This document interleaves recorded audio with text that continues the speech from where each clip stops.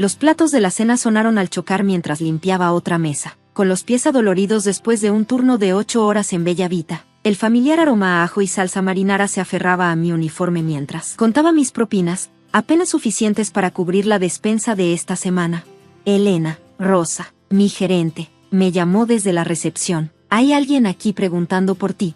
Levanté la vista y vi a Vivienne Hastings, mi suegra, parada en la entrada con su traje de diseñador y sus perlas, luciendo completamente desimpresionada por el lugar. Mi corazón se hundió. Ella nunca me visitaba en el trabajo a menos que quisiera algo, y ese algo nunca era bueno. «Elena», dijo, con una voz cargada de una calidez falsa, «necesitamos hablar, ahora». Miré a Rosa, quien asintió con comprensión. «Toma tu descanso, cariño, yo me encargo de tus mesas». Vivienne me llevó afuera, sus tacones low-boating repiqueteando contra el pavimento. No habló hasta que llegamos a su Mercedes, estacionado deliberadamente lejos de los otros autos en el estacionamiento. «Escuché lo de tu abuelo», dijo, sacando un sobre de su bolso. «Mis condolencias». Tragué saliva. El abuelo William había fallecido la semana pasada, el único miembro de la familia que realmente había creído en mí. Su pérdida aún dolía, una herida abierta que no estaba lista para discutir, especialmente no con Vivienne.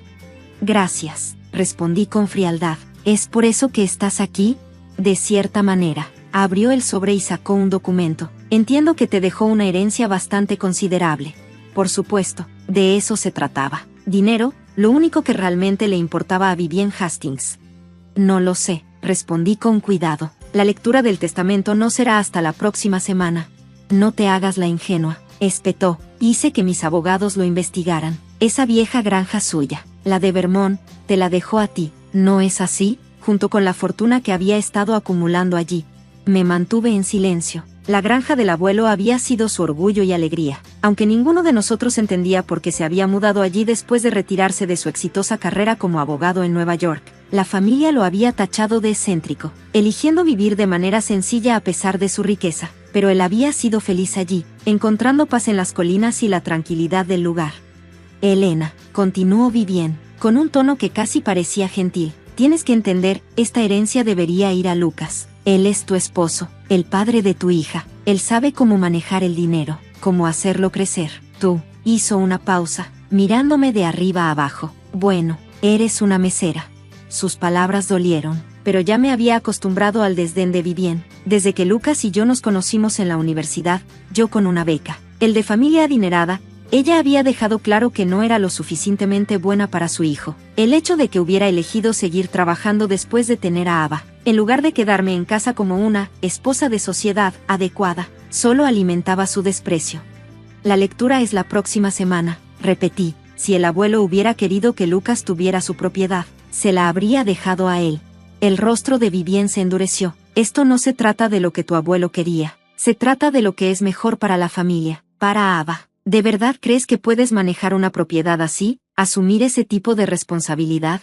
Me empujó el documento. «Firma esto. Es una simple transferencia de derechos de herencia. Todo pasa a Lucas. Limpio y sencillo. Incluso te daré una generosa asignación mensual, digamos, $5,000 al mes, más de lo que ganas aquí, sin duda». Tomé el papel, revisando su contenido. El lenguaje legal era denso, pero el significado era claro. Renunciaría a cualquier derecho sobre la herencia del abuelo a cambio de pagos mensuales controlados por la familia Hastings. ¿Y si no firmo? La sonrisa de Vivienne se volvió fría. Entonces las cosas podrían volverse difíciles. El puesto de Lucas en la firma, la aceptación de tu hija en la Academia Kingsley, estas cosas requieren ciertas conexiones, ciertos entendimientos. Sería una lástima si esos arreglos se vieran interrumpidos. Mis manos temblaban mientras sostenía el documento. Estaba amenazando a mi familia, usando la carrera de mi esposo y el futuro de mi hija como palanca. Era cruel, calculado, y exactamente lo que esperaría de Vivienne Hastings.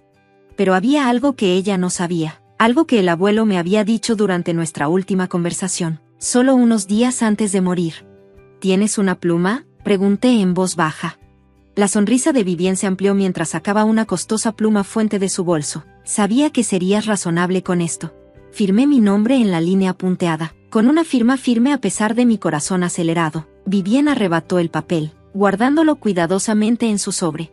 «Bien hecho», dijo, dándome una palmada condescendiente en el brazo. Haré que mis abogados presenten esto de inmediato. No te preocupes por la lectura del testamento, nos encargaremos de todo. Cuando se dio la vuelta para irse, la llamé. Vivien, hay algo que debes saber sobre la granja del abuelo. Se detuvo, mirándome con las cejas levantadas. La herencia, dije suavemente, no es lo que crees.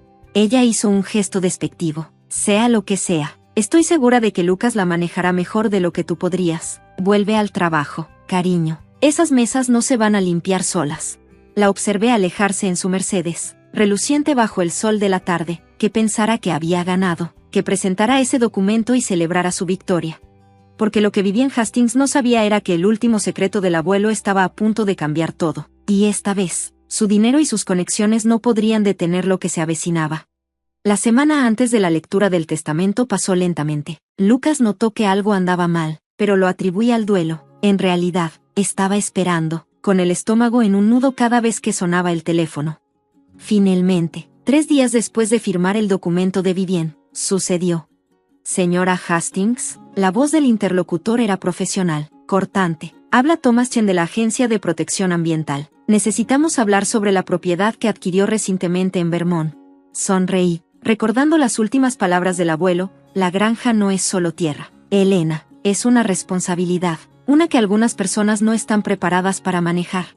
En realidad, respondí, deberá hablar con mi suegra, Vivien Hastings. Ella es la que está manejando la propiedad ahora. Hubo una pausa. Ya veo. ¿Y ella está al tanto de la situación? No lo creo, pero estoy segura de que le interesará mucho saberlo. A la mañana siguiente, Vivien irrumpió en Bella Vita durante la hora pico del desayuno, su rostro enrojecido por la ira. ¿Qué hiciste?, exigió, agarrando mi brazo mientras llevaba una bandeja de café.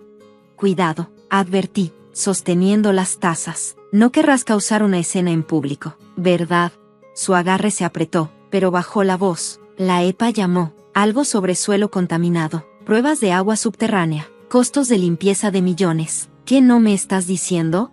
Dejé cuidadosamente la bandeja y la miré a los ojos. Querías la herencia, ahora es tuya, toda. Esto es fraude, Ciceo. ¿Sabías de esto cuando firmaste? Para nada. La granja del abuelo está en un terreno que fue usado como vertedero industrial en los años 50. Él la compró sabiendo eso. Pasó años trabajando con abogados ambientales para documentar el daño. Estaba construyendo un caso. El rostro de Vivien palideció. Un caso contra Hastings Chemical Corporation, la empresa de tu familia, la que vertió desechos tóxicos allí durante décadas antes de vender el terreno. El abuelo lo rastreó todo, cada barril, cada documento. Solo estaba esperando el momento adecuado para presentar la demanda. Estás mintiendo, susurró, pero pude ver el miedo en sus ojos. La EPA tiene todo, muestras de suelo, pruebas de agua, memorandos internos. El abuelo se aseguró de eso antes de morir. Sabía que alguien intentaría quitármelo, intentaría ocultar la evidencia, así que lo hizo imposible de esconder. Vivien se dejó caer en una de las bancas cercanas, las piernas cediendo. Esto nos arruinará. ¿Los costos de limpieza solos? Unos 40 millones, según las estimaciones iniciales, más las multas que imponga la EPA. Y eso es antes de que lleguen las demandas civiles de los residentes locales. Nos engañaste, susurró. No, Vivien, tú te engañaste a ti misma. Lucas nunca te perdonará por esto, Ciceo Vivien, su voz temblando de furia.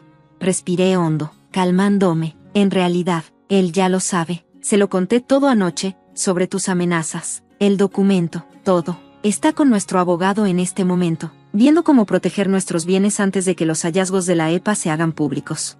La máscara de control de Vivien finalmente se quebró. Sus ojos, perfectamente delineados, se abrieron de par en par, y por primera vez desde que la conocía, parecía genuinamente asustada. El imperio de la familia Hastings, construido sobre riqueza y reputación, estaba al borde del colapso, y no había nada que ella pudiera hacer para detenerlo. Tengo mesas que atender, dije somplemente, ajustándome el delantal. Probablemente deberías llamar a tus abogados. Escuché que la EPA tiene mucho que discutir contigo. Las consecuencias fueron rápidas y despiadadas. En cuestión de días, los noticieros locales se hicieron eco de la historia. Hastings Chemical Corp enfrenta una demanda ambiental masiva. El informe de la EPA se hizo público, detallando años de vertidos ilegales que habían envenenado el agua subterránea de la región. Las acciones de Hastings Chemical se desplomaron. El círculo social de Vivien, Las mismas personas que alguna vez la adulaban en galas benéficas, ahora la evitaban como a la peste. Los inversionistas retiraron su apoyo, las demandas se acumularon, y el otrora dorado apellido Hastings se convirtió en sinónimo de escándalo y corrupción. Pero el mayor impacto vino de Lucas. ¿Lo sabías?, preguntó una noche, después de que Ava se había dormido. Estábamos sentados juntos en nuestro pequeño balcón, una botella de vino entre nosotros, las luces de la ciudad parpadeando a lo lejos. El abuelo me contó todo, admití. Sabía que tu madre intentaría quedarse con la herencia. Pasó años recopilando pruebas, esperando el momento adecuado. Lucas exhaló, frotándose el rostro. ¿Así que este era su plan desde el principio? No solo su plan, su justicia. Las familias de ese pueblo han estado sufriendo durante décadas. Agrupaciones de cáncer, defectos de nacimiento, personas que perdieron sus hogares porque su tierra ahora no vale nada. El abuelo pasó su retiro descubriendo la verdad, y sabía que la única manera de sacarla a la luz era dejar que alguien como tu madre intentara tomar lo que no le pertenecía. Lucas guardó silencio por un largo rato, mirando fijamente la copa de vino en su mano. Cuando finalmente habló, su voz era tranquila pero firme. Entonces nos aseguraremos de que su trabajo no haya sido en vano. La investigación se expandió, se descubrieron más sitios contaminados, más víctimas se presentaron. Antiguos empleados de Hastings Chemical admitieron años de operaciones de desechos secretas, informes falsificados y sobornos para mantener alejados a los inspectores. El imperio de los Hastings no solo se estaba derrumbando, se estaba implosionando. Vivian luchó con uñas y dientes para mantener su poder. Intentó desviar la culpa, ofreció acuerdos. Incluso trató de afirmar que yo la había obligado a firmar los documentos de transferencia, pero la evidencia era irrefutable. El abuelo se había asegurado de eso. 6 meses después de que estalló el escándalo, recibió una carta inesperada de su abogado. Quería reunirse.